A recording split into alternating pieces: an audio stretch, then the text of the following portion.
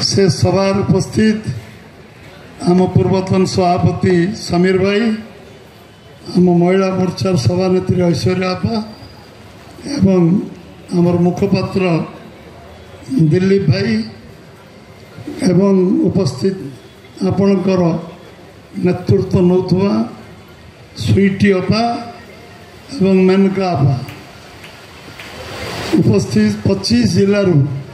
आसीथिबा समस्त किन्नर समाजर अविच्छेद्य अंग एवं सरकार द्वारा विशेषकर बीजेपी सरकार द्वारा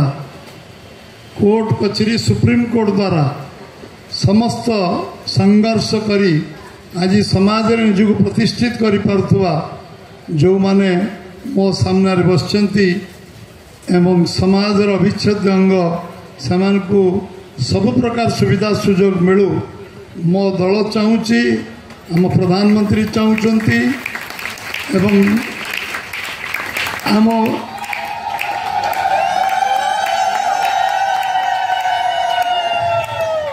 समस्त को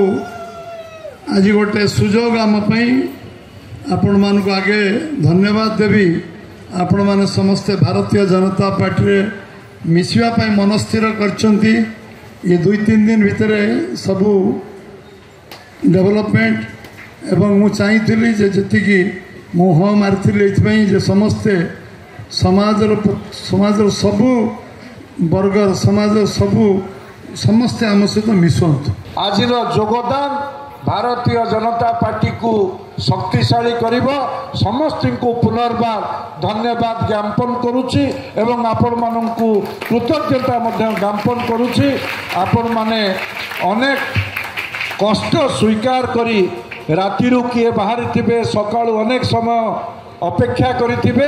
ए विलंब पाई मध्य आपण को क्षमा प्रार्थना करुच्ची। बंधुगण आपण माने समस्ते जानिछंती भारतीय जनता पार्टी विश्वर सर्वठु बड़ पार्टी एवं आज आपण माने भारतीय जनता पार्टीर जो डबल इंजिन सरकार आज चलुची देश रे केंद्र रे नरेंद्र मोदी सरकार एवं राज्य रे मोहन माझींकर सरकार ये डबल इंजिन सरकार रे आमे संकल्प नहींचे आपण मानकर समस्तंकर सहयोग रे ओडिशा को आमे 1 नंबर राज्य भाव में एक विकसित ओडिशा आमे समस्ते आम जीवदशा रे समस्ते देखिबा एवं ओडिशार सर्वांगीन उन्नति करी आपणकर समस्तंकर उन्नति करिबा पाई जो वज्र शपथ जड़े गरीब घरर पिला आज जे प्रधानमंत्री दायित्व नहीं तांकर जो जुगान्तकारी योजना सर्वव्यापी सर्वस्पर्शी आपण मानक पाखरे 100% से योजना पहुँचेवा पाई जो संकल्प भारतीय जनता पार्टी ओडिशा प्रदेश नहीं निश्चित रूपे से संपर्क